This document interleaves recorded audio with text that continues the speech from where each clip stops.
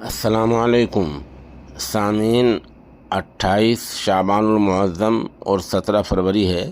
آج کی خبروں کی شروعات جامعہ اشرف العلوم رشیدی گنگوہ کے شعبہ تجوید کے استاد قاری مشکور احمد رشیدی قاسمی کی تلاوت کلام پاک سے کی جا رہی ہے۔ ساتھ ہی عرض ہے کہ تلاوت قاری موصوف کی مصطفی آباد مسجد انار والی گلی نمبر 2 میں ہوئی ہے، جہاں 2 حفاظ کرام کی دستار بندی ہوئی ہے۔ یہ اجلاس دارالعلوم وقف دیوبند سے آئے مولانا مفتی محمد عمران قاسمی کی دعا پر اختتام پذیر ہوا ہے۔ آخر میں یہاں مفتی محمد شوقین صاحب نے حاضرین کا شکریہ ادا کیا ہے۔ موقع کی چند تصاویر پیش خدمت ہیں۔